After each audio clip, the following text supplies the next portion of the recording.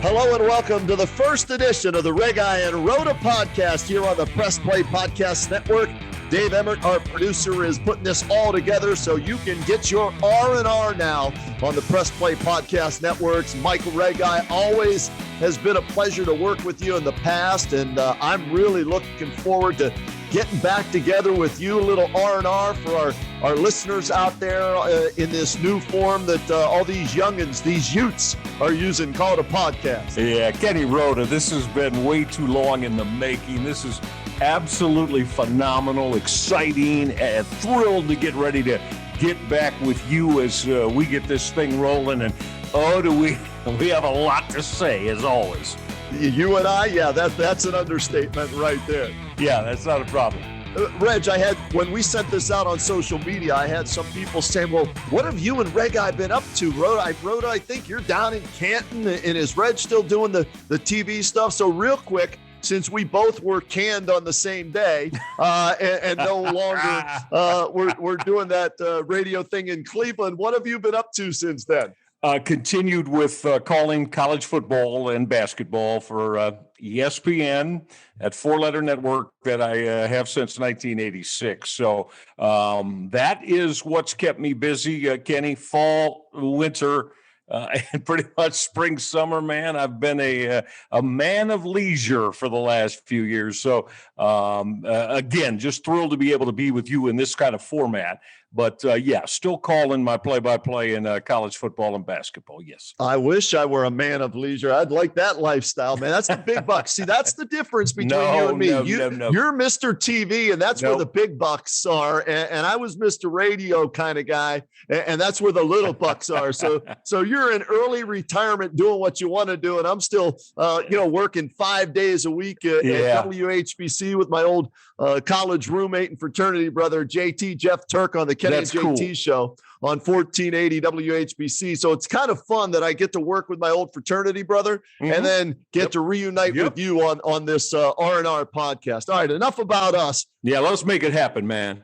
Give the people what they want, right? Let's get to the Brownies, man, because the Indians and Cavs, and we'll get to them later, not in a good situation right now. But ironically, since we've been, off the air together, if you will, the Browns have gone from the outhouse to the penthouse. They are no more the punchline on Jimmy Kimmel or Colbert or any of the talk shows. They're the team that everybody can't wait to see this year, Reg, because of their ability to make the playoffs last year with Baker Mayfield, a new head coach, Kevin Stefanski. And this offseason so far, Reg, for Andrew Berry, and we're taping this on his 34th birthday. Happy birthday, Andrew Berry. That's right. This is a team to be reckoned with now in the AFC North, in the AFC, and in the entire NFL.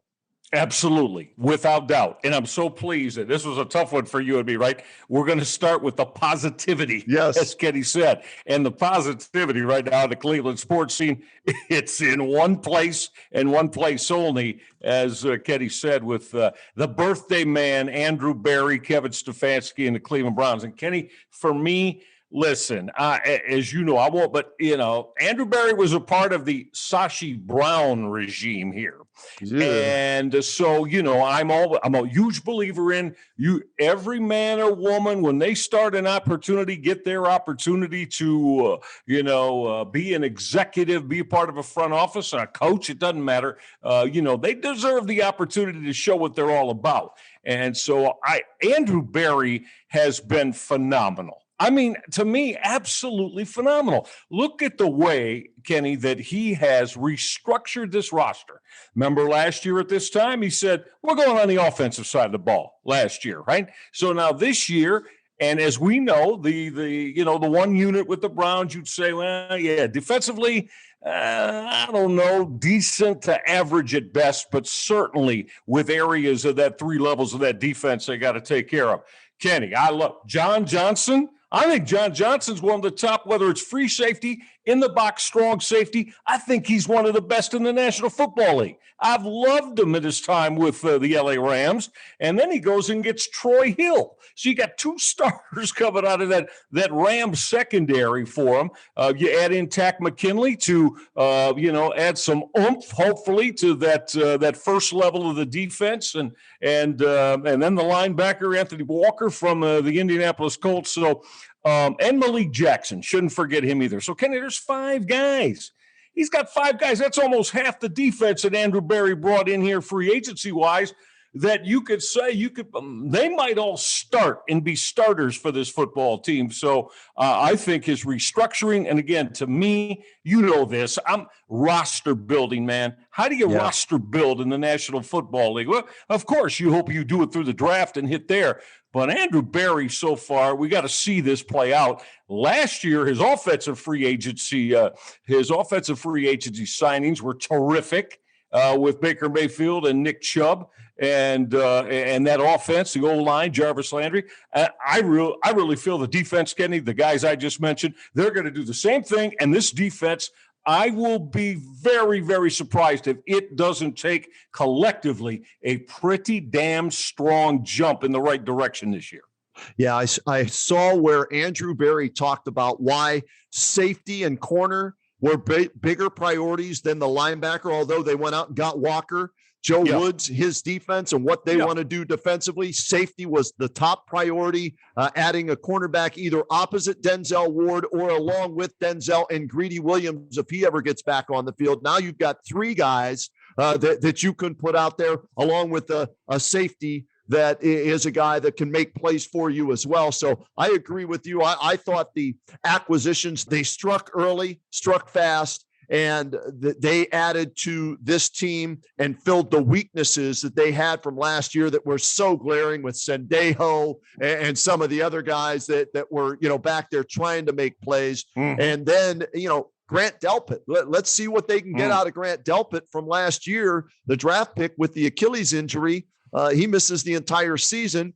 He played at LSU. And Orgeron. Hey, one team, one heartbeat. Go Tigers. Go Tigers. It almost sounds like Coach Luke there. It's a combination little bit there. Close. Yeah. Love Grant Delpit, though. You're right. I loved him. Loved him coming out of LSU. Loved that draft pick last year. And, of course, then right away, he goes down for the year with the ACL. So hopefully, but, again, you go get Troy Hill. Let's hope Denzel Ward can stay healthy. And, Denzel's been averaging what, Kenny, in his early career? About 12 games played a year. I'm going to say 11, 12.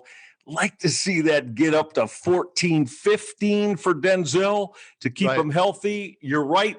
Greedy Williams, that's a shoulder situation, and it's something that could be, you hope not, but it could be chronic, and it could be something that does not allow him to get on the football field. So, again, Barry, we know it's front level of that defense.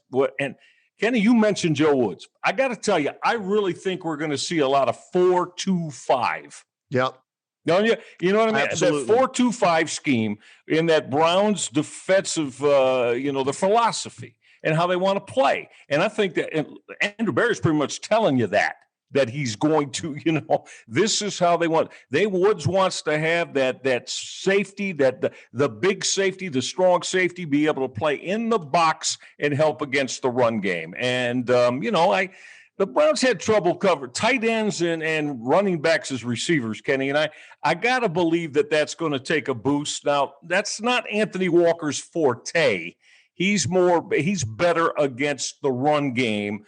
But again, you're going to play a lot of 4-2-5. I just don't think there's going to be 3 and 4 linebackers on the field in this philosophy, Ken. I really don't.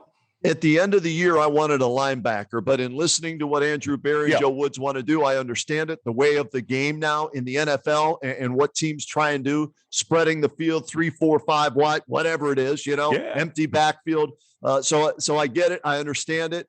It looks like they had a plan in place and they executed that plan. And that's just free agency, Reg. They still have, 9 draft picks, I think, this year. I don't think they'll use all 9. I could see them move up. And target a guy or two specifically where they feel there maybe is a need as a starter, or if not a starter, adding depth to that team. Okay. And that, to me, is where I think they're going to use some of those draft picks to combine them to move up and target somebody specifically. I want to put Andrew Berry's hat on you. Let's say they stay at 26. Kenny Roda / Andrew Berry. Where are you going? Where are you going, or where do you believe that Andrew Berry should go? Would you look to get another a guy on that first level, a defensive end, or maybe an inside guy, defensive tackle? Would you go back into the secondary? It's probably not going to be a linebacker for the reasons we just talked about. Well, where would you go? How about this for the Browns, picking 26th? Normally, we're all excited because it's the first, second, third, fourth, or fifth pick, right? Exactly. They're at 26 now. So I think it's a different approach that fans are going to have to get used to, Reg. It may be best player available at 26. So who falls? How many quarterbacks go in that first round? Is it 3, 4, 5? Some people think 5 quarterbacks could go. So guess what? That 26th pick all of a sudden becomes the 21st pick, and you have guys fall down to you. So the Collins kid out of the MAC. Zavin Collins. Zavin Collins. Tulsa. I'm sorry. He's a 200. I know. I wanted to compare him to Khalil Mack coming out of the MAC. Go. Not a bad comparison. When he was at Buffalo. So I think he could be there. That's a possibility. Do you look at wide receiver? Because can they keep, after this season, OBJ and Jarvis Landry, paying them those dollars? Yeah. Do you have to look at maybe offensive line? If there's a top offensive lineman there that might be your future center or guard that you go to. So I think it comes down to best player available at number 26. I'm with you there. I mean, a kid I really like. Remember, Joe Horn, the longtime NFL, J.C. Horn, his son. I think is a tremendous corner. Just love the young man. Now, I grant you, it doesn't seem like he's going to be there at 26 any longer. A couple of weeks ago, but you know how things change in that. I got a feeling he's going to go more in that maybe even as high as 15, 18 area. But Collins and Horn are the two guys. If he's going to stay defense, those are the two guys I'd like him to find a way. And who knows, maybe, as you were alluding to, Kenny, maybe, you know what? Andrew Berry, listen, if he feels if I can move around a little bit in this first round, I can get, whether it's one of those two guys or someone that they really, really want, that they feel would be a great fit in this roster. Berry could go that route too, Kenny. Yeah, he could look at an edge rusher that falls to him possibly, to give. I know they went out and they signed Takk McKinley, but you bring in a young guy to go along with Myles Garrett, who has the potential to be a defensive player of the year in the National Football League. Get that bookend for the many years to come, along with the depth of Takk McKinley. That's a possibility as well. So it's going to be a different way of watching the draft for the Browns, because you're not going to get the guy you really wanted, because you're not picking 1, 2, 3, 4, or 5. You're going to have to wait and see who falls to you. All right, what's our need? Who's best player available? Do they meet? And can we get that guy? Or could they trade out and acquire other picks too? That's a possibility. Sure. I was concerned about Andrew Berry's inexperience heading into last year when they hired him, and the fact that he was part of Sashi Brown's front office group there. But it looks like he learned from leaving the Browns organization, went to where was it? Philadelphia, Philadelphia, right, yes. And so I think he picked up some positive things there. He learned what not to do from Sashi Brown and maybe what to do, with the Eagles. And so I was impressed with his first year, as I was with Kevin Stefanski's first year. And how can you not be coach of the year in his first year? So I think finally, Reg, name me the last offseason where we are not talking about who's going to be the head coach, who's going to be the quarterback, and are they going to make any front office changes? This is the first time I can remember in a long time.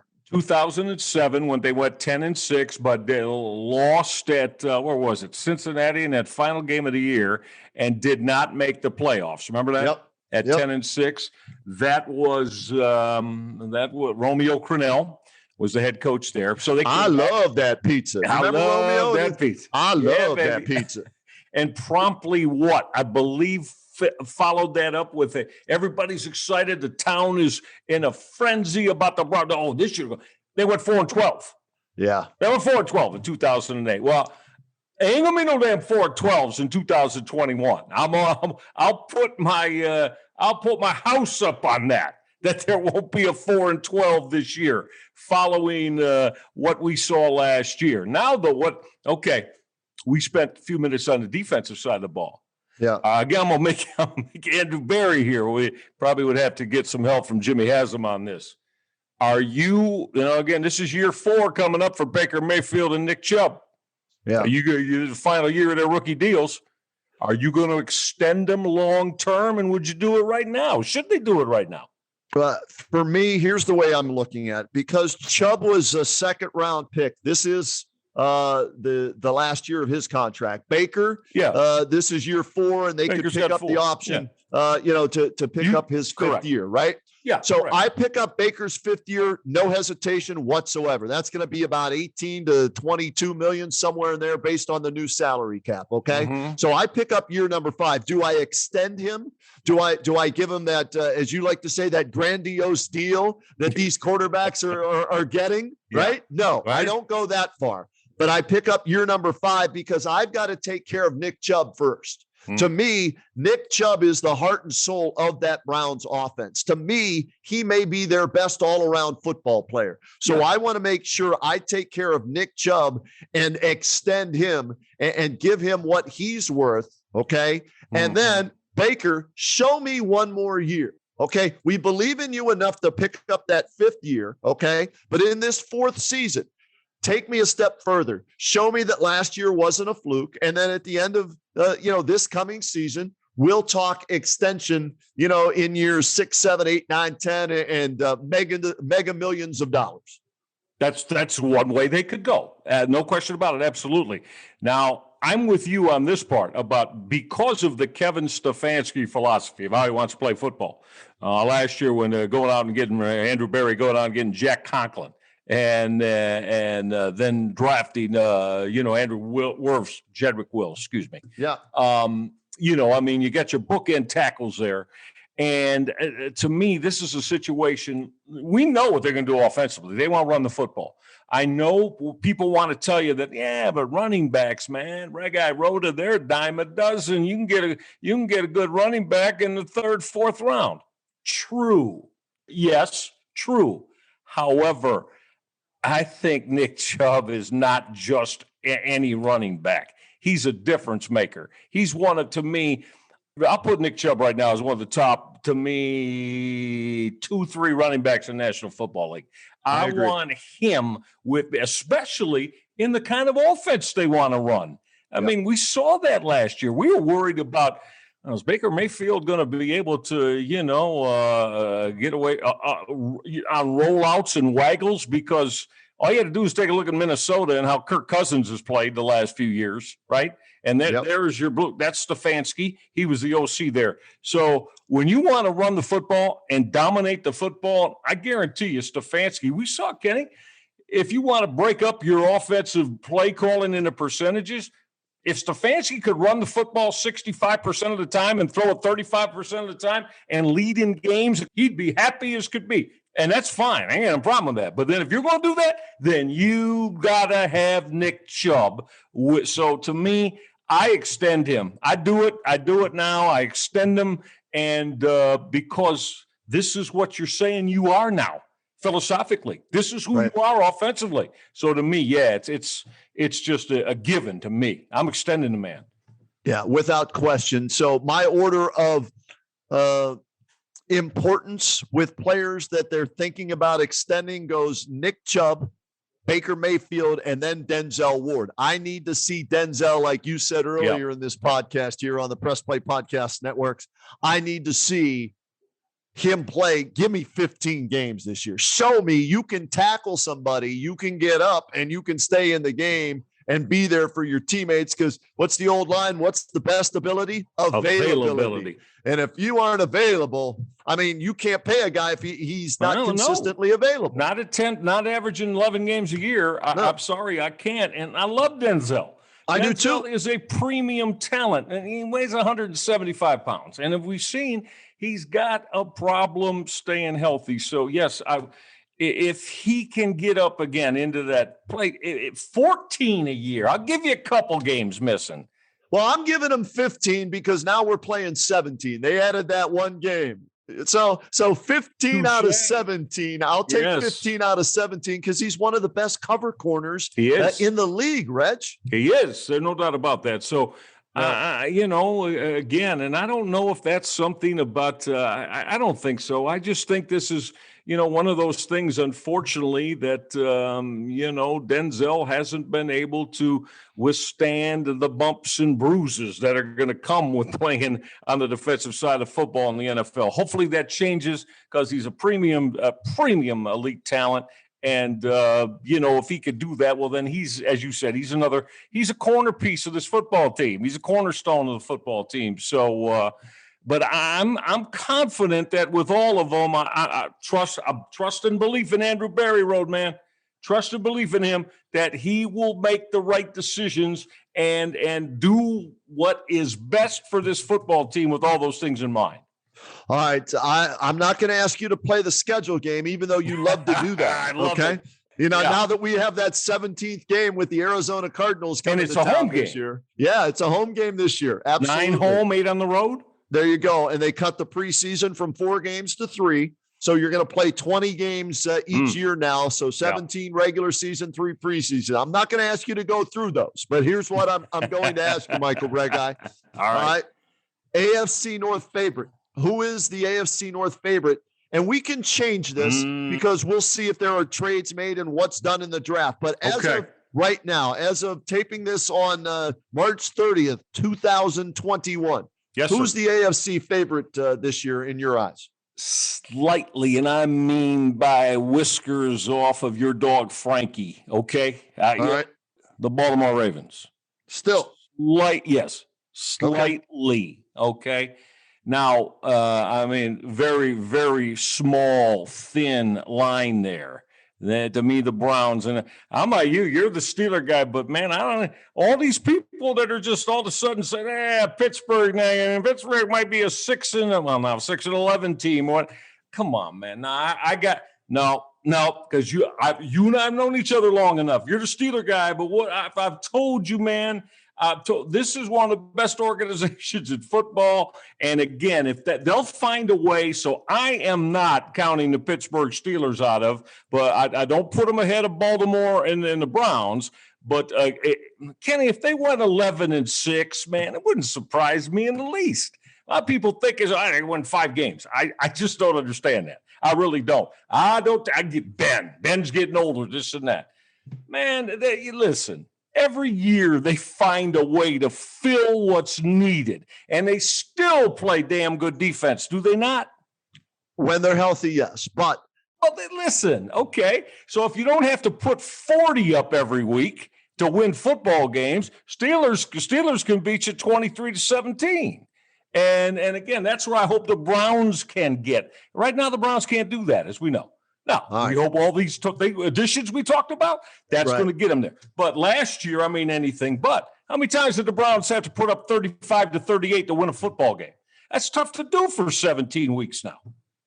Yeah, I look at the Steelers as a team that is on the decline, Reg. I'm not saying they're going to go 6-11, but if Ben gets hurt and can't play the full season, 6-11 is a strong possibility because Mason Rudolph and Dwayne Haskins aren't the answer as his backup, and that's who they have. I agree with you there. Not those guys. So Kevin Colbert's going to get another quarterback in there. Why? They didn't last year. They didn't know. There's no way in hell he's going to have. Why not? Late July, August 1st, there's not going to be another quarterback in there. Besides those 2 you mentioned, who I agree with you. Neither one of them could play. Neither one of those guys could play. I know, but that's who they're in salary cap hell right now, and they can't afford to bring in a top flight backup. So they're riding on Ben. If Ben goes down, they will fall mightily. Okay. And 5-12, since we're playing 17 games, if Ben goes down early, that is a strong possibility. Now, if he stays healthy, then they're a team that's 500 to slightly above 500 if he stays healthy and they get their defenders back that were injured from last year, although they just lost Bud Dupree to Tennessee as he signed a contract there. I look at this division as the Browns, the Ravens, the Steelers, the Bengals in that order. I think that's, if I'm power ranking the AFC North, I'm going Browns 1, Ravens 2, because I'm not a believer in Lamar Jackson.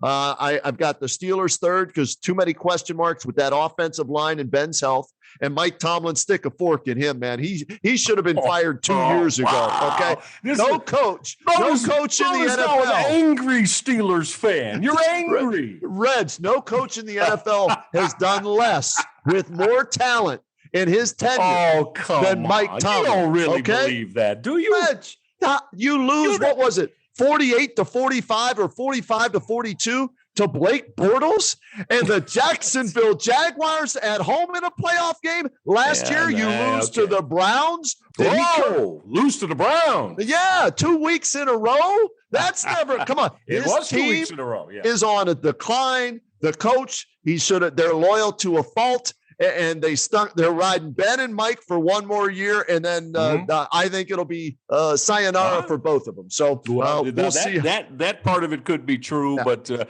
I don't think they fall off a cliff in 2021. I'm going to say I'd be shocked if it's anything less than 10-7. Okay. All right.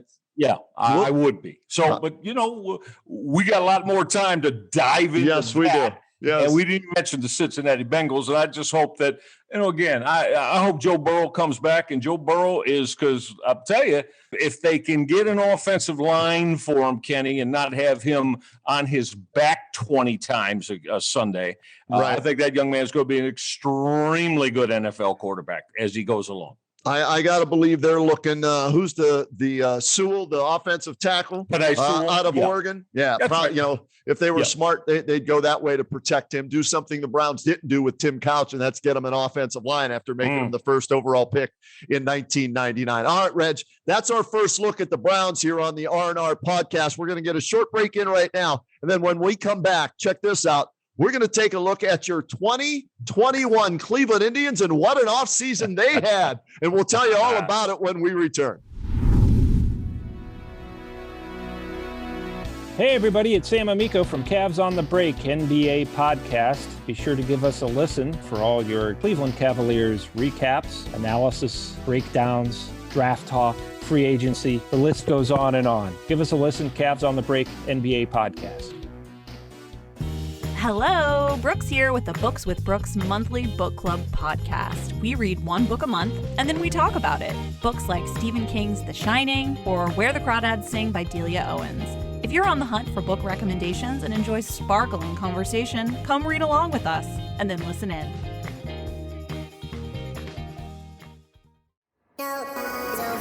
Hey, it's JD from the Hyman Podcast. I created this podcast to have hard conversations. Conversations that make us human but are also wildly uncomfortable. Conversations that help give voice to the voiceless and to the marginalized. Now you can listen to the entire first season on Apple Podcasts, Spotify, or wherever you get your podcasts from. Consider this your personal invitation to join the conversation. And we continue with the R&R podcast. Reghi and Roda back together again. We took a look at the Browns offseason to this point. Time now to look at the Cleveland Indians because, Reg, we're taping this 2 nights before opening day when the Tribe will kick things off for 2021 on the road at the Detroit Tigers, arguably one of the worst teams in Major League Baseball. So that's a good team to start with. And maybe with the offseason. No, not arguably, they are. Okay.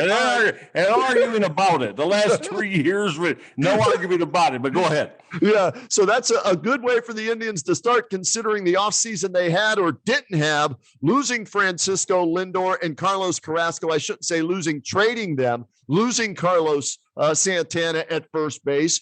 And then the biggest free agent signing was Eddie Rosario to play left field for them. They've got a young starting staff behind Shane Bieber, to me, that are still big question marks, even though they've shown some talent there. The offense, is it going to be enough to produce runs to support that pitching staff?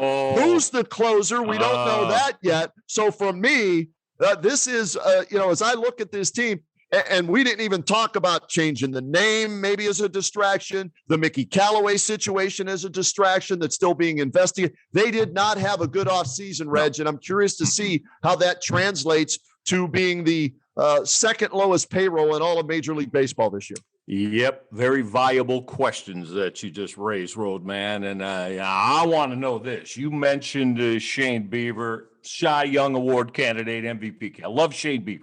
Yeah, but you're right about the Aaron Savali. Well, okay, I mean, you got to continue to show that you can be, a 2 in a winning Major League starting rotation, right? I mean, or you want to go, Zach Plesac there, Logan Allen. I mean.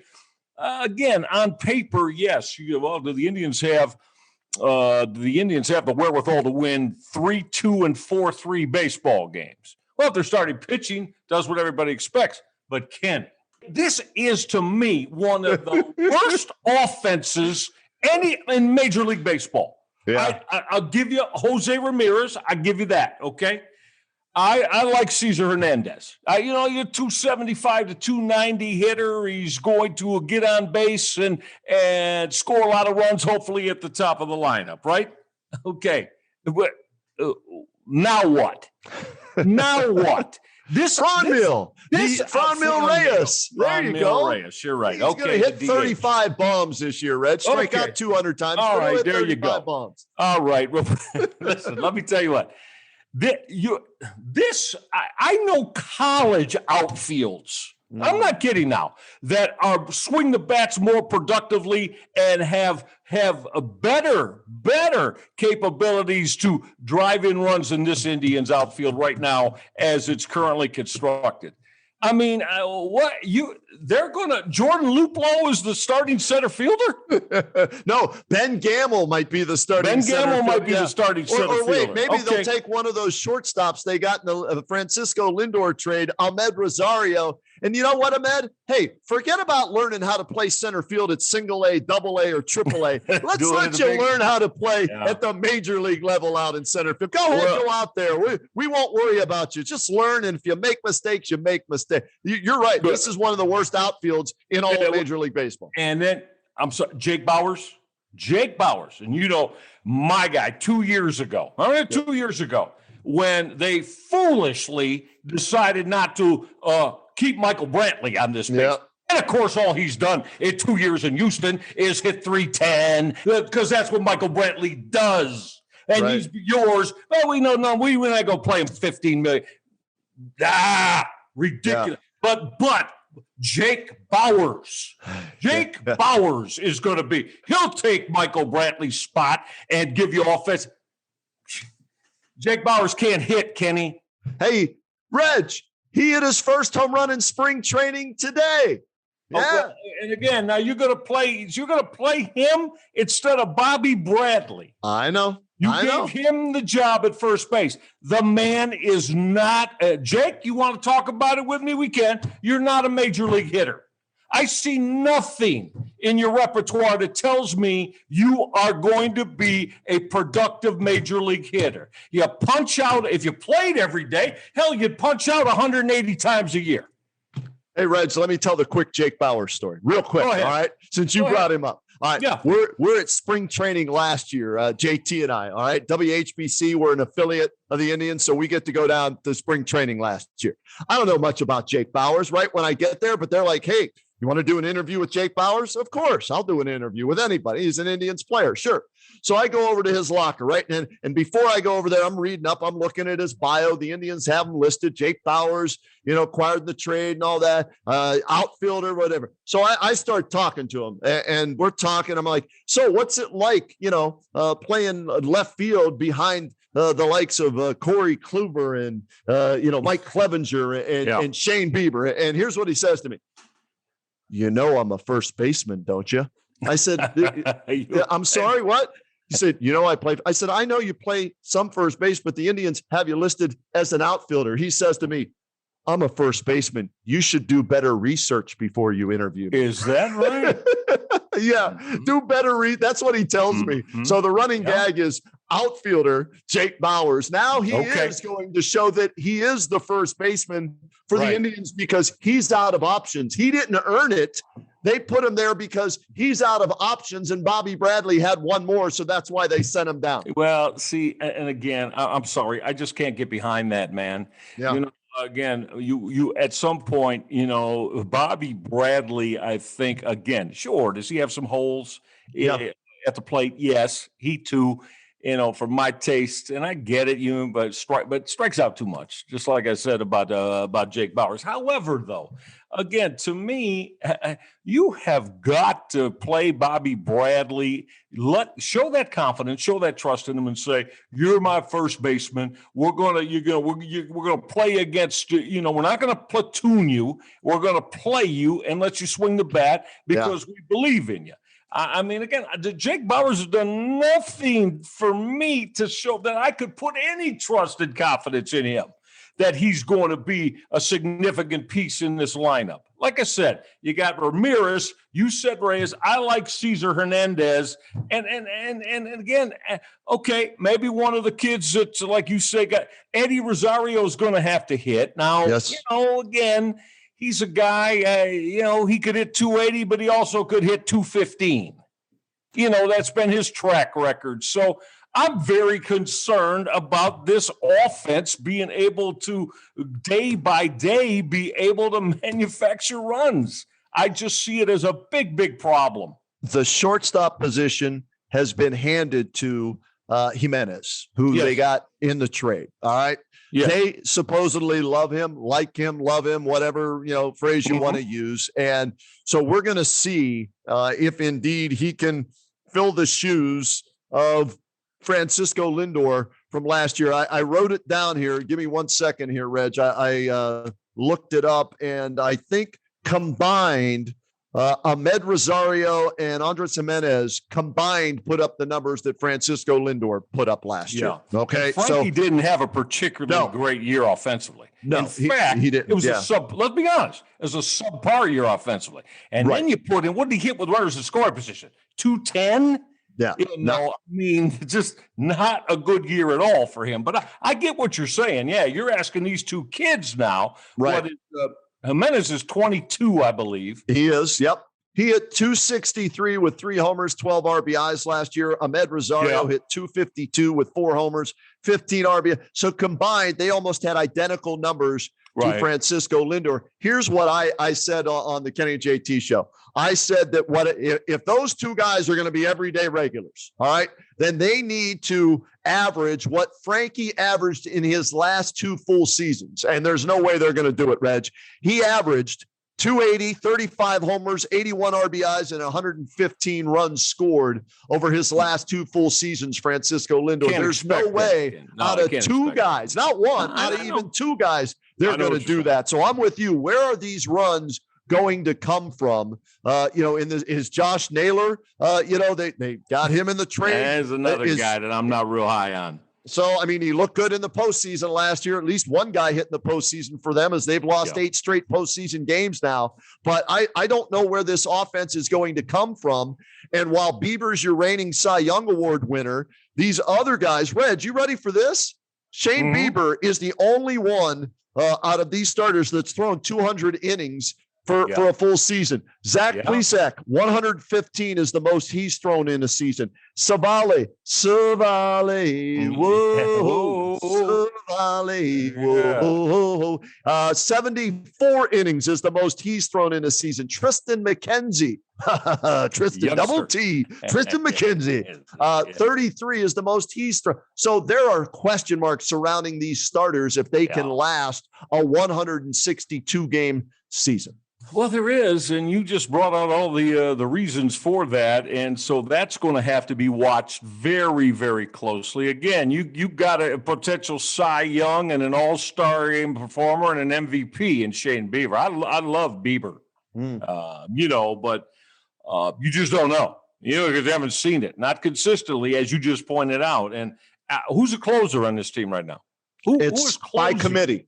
By committee, it's going to be Whitgren, Karinchak, and Clase, the guy that was suspended last year for PEDs. So by committee is what we're hearing to start They're going to go with that. And we know how Terry Francona, how Tito loves to manipulate that bully, right? At bullpen, man. It doesn't stay the same from one day to the next many times. I think his approach, though, Reg, is if he tells them that at the beginning of the season, they'll accept it. And it won't be as big of a deal as they didn't bring back Brad Hand. And I had no problem not bringing back Brad Hand. But they're hoping, I think, either Karinchak or Clase, grab the bull by the horns, if you will, and become that closer. But for now, it sounds like closer by committee. Right. And the other thing about it, and maybe Kenny and I in 2 months will say, boy, were we wrong about the Indians offense. And we'll be the first to raise our hands if we are. Absolutely. But here's another thing that could be just something that you got to think about. If we're right, Kenny, they're not going to pitch to Jose Ramirez. No, why would you? He will not see 3-1 and 2-1 fastballs. Why? Why would you pitch to him? He's the only legitimate guy. Like I said, I like Hernandez. He'll get on base for you. And you brought up Reyes. Okay, fine. But trust me, if that happens and this offense goes completely belly up, Jose Ramirez's numbers are going to just sink because he's not going to get pitched to. And then that's another thing that could be a huge issue here. Yeah, without question. So there's our look at the Indians for now, as opening day just a few days away from when we're taping this. I saw ESPN. They have them ranked 18th in their first power rankings with an over-under win total at 83. So around 500. What do you got? Give me 162 game schedule right now on March 30th. What do you got for them? I got them at 81 and 81. Wow, right there. Yeah. 500. Tito keeps his non-losing season streak alive by finishing at 500. I say no. 79 and 83. Okay. All right. Because around a 500 baseball team.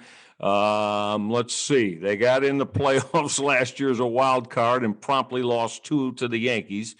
19, they didn't make it. And then we know 16, the almost World Series championship year. 17 and 18, Yankees knock them out first round. Astros knock them out first round. So, I just don't see it this year, Kenny. I just don't see them as a postseason team, even with how many get. I don't know. Major League Baseball said we'll throw 3 or 4 more teams in the playoffs this year. Whatever. Everybody, round robin tournament, throw them all. Right? Except for the Tigers, they're banned. Tigers can't come in, and the Buccos maybe can't come in. There you go. I don't know. But 2 worst else teams could come in. Yeah, no doubt. All right, there's our early look at the Indians here on the Reghi and Roda podcast. We're going to get to our last break in here. And then when we come back, Reg, we can't forget about the Cavaliers. We can't forget about that team that is still trying to rebuild in year number 3 after LeBron James left for the second time. So we will go coast to coast on the Cavaliers when we return. Hey, it's Tito, host of the Premier Fantasy Podcast. Get all the news and analysis you need to dominate your fantasy league. I've been doing this as long as anybody in the business. I can help give you the edge in your leagues. It's the Premier Fantasy Podcast, part of the Press Play Podcast Network. Want to hear more about your favorite TV shows and movies that are on countless streaming services? Then listen to Up Next with your new favorite hosts, me, Kristen Aviles, and me, Christina Walter.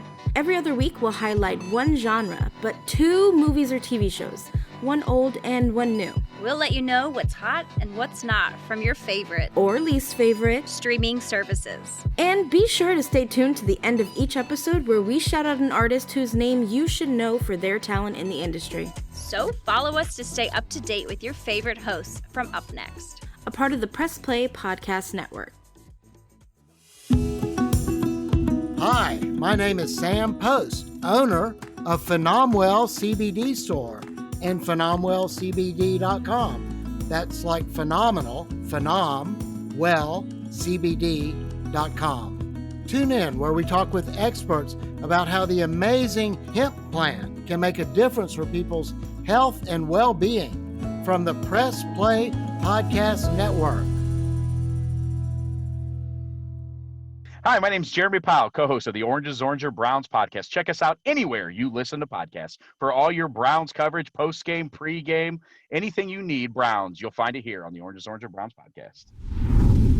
And welcome back to the Press Play Podcast Networks. It's the Reghi and Roda podcast. Shout out to our producer extraordinaire, Dave Emmert, for putting this all together for you to listen to. And we're going to be doing this way to rock, man. On a regular basis. We'll be throwing out podcasts about every 2 weeks leading up to football season, as well as we're going to put together some interview podcasts that'll be special with big-time names from years gone by and important figures in sports these days. But before we get to more of that down the road, Reg, the Cleveland Cavaliers, one of the worst teams in the NBA, striving, I believe, to attain more ping pong balls in the hopper once again. Reg, Apple has returned another ping pong ball in the hopper for the July 29th draft, and we'll see where they end up, or I should say the June 22nd draft lottery, and then the July 29th draft, and we'll see where they end up picking. But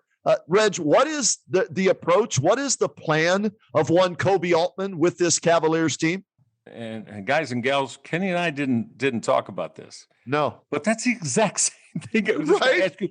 I have no idea what they are attempting to do with this roster.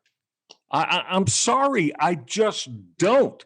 You gotta, and listen. We're gonna. Rhoda and I are as NBA savvy. We are as anybody you're going to find in the Cleveland market and beyond. We are, and we'll back that up and prove it. I have no idea what Kobe Altman is trying to do in the structuring of this roster. Kenny, in today's game, I'm sorry. Colin Sexton and Darius Garland. They're nice. They're both 6'1", 6'2". How are you going to be put yourself? They're your two best players. How are you going to put yourself in a position to start to win consistently, be a playoff team? I don't care. You're not buying it, huh? No. I'm sorry, and I'm not. Sexton is, we know what Colin is. He shoots the basketball. Volume that's guy. What he does. He's a volume guy. And, Darius Garland again. Yeah, okay. He's got some skills that I think, that you can justify and say. But again, you're going to run into trouble when you're sick. There are going to be times, right? At 6'1", when, there are going to be nights when, the tiny Archibald stuff, and John Stockton stuff. The Isaiah Thomas stuff. I shouldn't even be saying those three guys' names in connection with the young Cavaliers backcourt. But again, roster composition, Ken. I like Jared Allen. Sure. Again, but listen, the game is going away. And the Andre Drummond thing, can you explain to me what they were looking to accomplish with his acquisition and what they thought he was going to bring to this organization and roster to make it better? I'm going back there. I don't understand that. I didn't understand it and never did. And now you paid him $29 million. Hey, go ahead, man. Go ahead. It's been good, been fun. You go ahead and pick yourself a new basketball team to play for. Can you explain any of that to me? No, they mishandled that in the worst way possible. In acquiring him, getting to look at him last year, thinking, maybe we get a center to build around. And here's what I don't understand, Reg. It's a 3-point league. Road man. You mean to tell me it ain't all about the bigs, Reghis, Rodas? No. What are you telling me? Coach Luke, it ain't about the bigs anymore. I'm sorry. It's about the 3-point shooting. The thing that drives me nuts about the Indians and the Cavaliers, okay, Reg? In baseball, the launch angle, exit velocity, it's a home run league, and the Indians don't have home run hitters. In the NBA, it's a 3-point league, and the Cavaliers don't have 3-point shooters. I don't get it with these two, front offices in not understanding you need to adjust to the way the game is being played. Yeah. Cleveland Indians and Cleveland Cavaliers are playing checkers while the NBA and Major League Baseball are playing chess. It makes no sense to me. No, that's valid. I got another one for you, my man, because if anybody can help me, you can. Okay, you got that small backcourt. Fine. Can you tell me what worth, and then Ed, how do you expect to win again? You got Jetty Osman as your starting 3 in one of the positions on the floor that has got to be offensively productive, right? Yeah. Night in and night out, you got to have big production from your 3. Yeah. I mean, if you're what? He's not even a starting 3 in this league. I will say this. Expect him to do what? Go get you 20 every night? I give JB Bickerstaff credit because at the beginning of the season, they were starting him. Now they're at least, whether it was a good pick or not, they're giving those minutes to Isaac Okoro. Okay, so they're bringing defensive-minded. Well, still, what did they take him? What was he picked in the draft? Fifth overall. Yeah. Yeah, he makes up for the defense that Darius and Colin don't play. But his best attributes, Ken, are as a defender right now. Right. Yeah. Well, again, they're relying on their guards to score points and for him to defend the other team's best player. So at least they're throwing him out there to see what they have in that 5th overall pick. Colin was an 8 overall pick. Darius was a 5. And Okoro was a 5 overall. Those are their 3 top guys that they're building around, along with, we think, Jared Allen, who they traded for this year. Okay. He's nice. He protects the rim. Yeah. And, he'll board for you. And I mean, there are nights he's already 5-6 block shots. I mean, that's nice. And he's shown on the night he can go get you 15 too points. Where are you with Larry Nance Jr.? Because I think he's that 5th member of the group that they want to build around. He doesn't do one thing great, but he does everything pretty well. He's a team player. At least to me, his basketball IQ may be the highest of any player on that team. Yeah. So I like that part of his game. So I'm okay with him. Like if I were JB Bickerstaff, the rest of this, forget Kevin Love. And God bless him for coming out with the depression and everything like that. And he's opened a lot of doors and windows and minds in dealing with anxiety and depression and all that. And that's fantastic. It really is. But we talked about Denzel Ward. The most important ability is availability. He's not available. He came out and played 2 games and felt something funny and can't play. So I'm not even counting on him the rest of this season. So with that in mind, I go Garland, Sexton, Okoro, Nance, and Jared Allen, and start those 5, and then see which one of these G League guys, and there's about 7 of them that are on the roster. Yeah. Which one of these guys can help me coming off the bench, along with, I guess, Jetty Osman coming off the bench, and this Hartenstein or Frankenstein or whoever it is that they got in this most recent trade. Right. Listen, you ask about Larry Nance, and of course, always have a fond place to me because I'm for a little fella running around when I was calling the Cavaliers and the lad of his dad and Mark Price and the late Hot Rod Williams and Brad Daugherty. So, I'm going to say this though. To me, we just said it.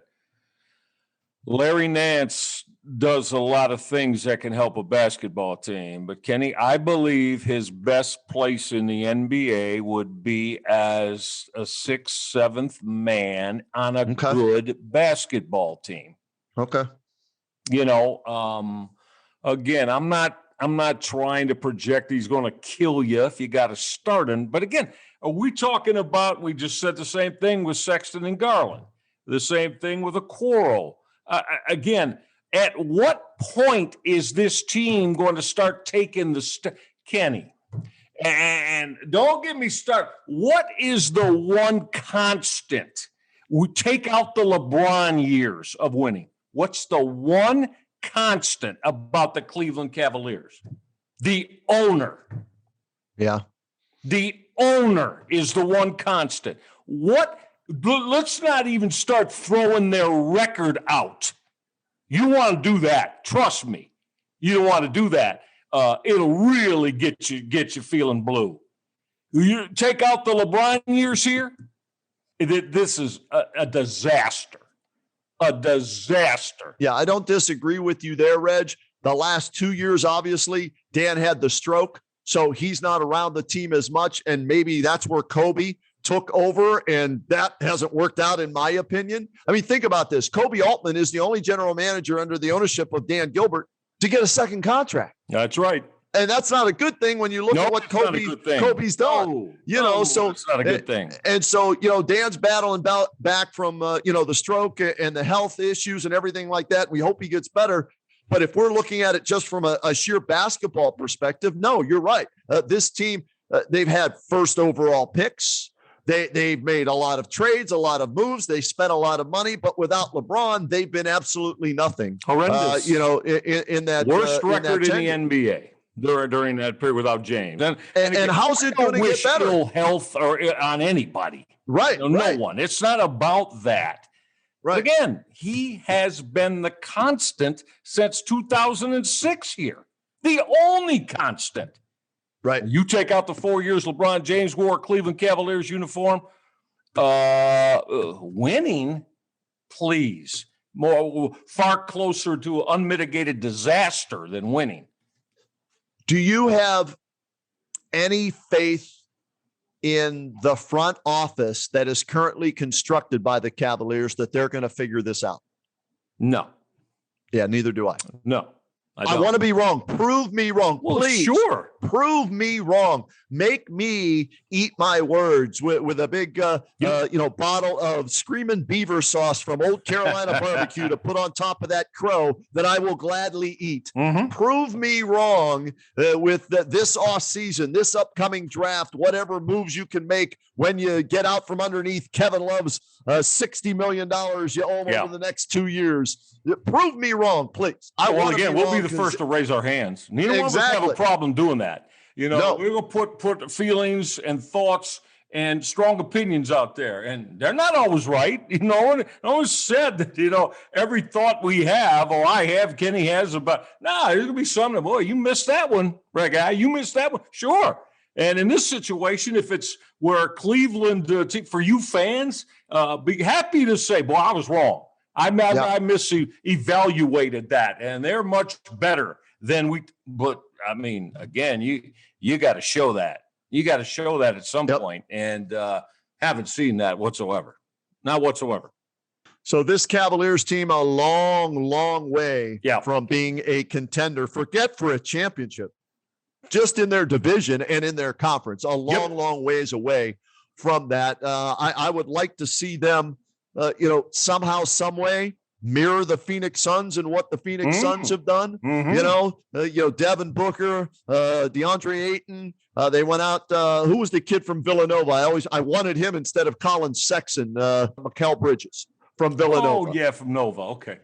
Yep. And he's about 13-7, but he shoots the three at about 40%. He plays defense. That's what they're hoping Okoro is now. Right. But his 3-point shot is extremely questionable. And we'll see if the defense, if he can adjust to it at the NBA level. Can Dylan Windler play? Can he turn into He can shoot. You know what? He'd be a great teammate for LeBron James. Dylan Windler, great teammate for LeBron James. Okay. That Damon Jones, or as I used to call him, Eamon Owens. He'd be that perfect fit for a LeBron team. Drive to the basket, draw the defense, and then kick it out. The kid can knock down open shots, but for sure, not on this team. Unfortunately, I think we are a ways away from the Cavaliers being competitive again. All right, Reg, before we get out of here, we threw out on social media that we are going to, be taking some social media questions and answering a few of them during the R&R podcast. And so how about this one here from our good buddy Hiram? My man Hiram Boyd. Yes, sir. And he said this: is Colin trending toward being a number one option? I say yes, meaning Hiram. And would you give him a max deal this summer? I would not. What say you, Michael Reghi? Yeah, well, listen, Hiram, I'm with you, but I do. I'm with you. I love the way Colin thinks the game offensively, and he's had a great opportunity to be, the top offensive option on this team. And it takes 25 shots a game, right? That no problem. That's cool.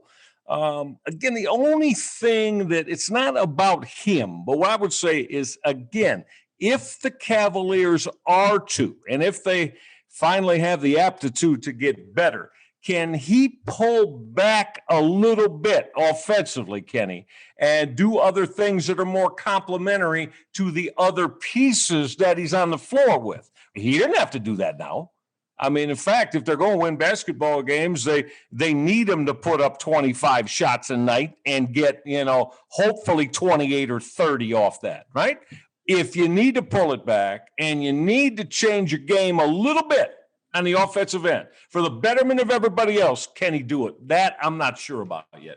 There is not a player on this team that is worthy of a max contract, in my opinion. I'll just leave it at that. All right. Yeah. Here's another one. This is from Larry Myers. Dylan Windler got 0 minutes last night. Okoro has a PER of 6. That's that analytics stuff. Meanwhile, KPJ has scored 20 plus 3 times since being called up for Houston. Time for Kobe Altman to go. Is it? Mm-hmm. Is it time to make a change in that front office? It's not going to happen right now. But again, we just said it a few minutes ago, so I won't go elaborate on it a lot. I question whether or not this front office can get this done. I do too. And the thing that I have learned in the years of doing this is, all right, if you want to fire somebody, you better have somebody that's better to replace them. And I haven't looked at who's available and what GMs would be better than Kobe Altman at this time. I figured I'd wait to the end of the season to see how this plays out. Mm-hmm. And if they're picking 1, 2, 3, 4, or 5 in the draft lottery, I might want somebody else making that pick than Kobe Altman. I'll just leave it at that. That's pretty much the main thing you got to ask yourself. Yes. And one more here on Twitter that came in for us, Patrick Guskowski. He says, take callers on Skype so Reghi can yell, "Get off my pod, you ignorant ass." Yeah, well, okay. That's we'll work on that. That's a good suggestion. We'll have to work on that. Is exactly right. Yeah. We'll see if we can get callers involved and even the trick bag punks, because we've been getting a lot of requests for a little bumping and running with Reghi and Roda on the new podcast. Hey, Red, Chase Smith and Dave Emmert are going to make that happen. We'll see. We'll let the geniuses in the podcast industry find out if they can make that happen for us. All right, Reg, there it is. One's in the books, the Reghi and Roda podcast. We're going to give it to you, like we said, every 2 weeks in that vicinity, maybe more. For sure, after every Browns game on Sundays, Mondays, Thursdays, whenever they play, we'll find out what the schedule looks like when that comes out from the NFL. But this is going to be a lot of fun, Reg. Great to be back with you again, my friend. Outstanding. And for all of you, check out all the, I think you're going to like a lot of other shows, too, in the Press Play Podcast Network. And make sure you look into all of that, because it's innovative, it's exciting, it's fun, and we're going to keep doing it for you just like this all the way through. Like Kenny said, football season will even escalate more and more. All right, that's going to do it for the first edition then of the Kenny Roda and Michael Reghi, a.k.a. Reghi and Roda, a.k.a. R&R podcast here on the Press Play Podcast Networks. Thanks once again to our producer extraordinaire, Dave Emmert. And most of all, thanks to you for tuning in. Until next time, folks.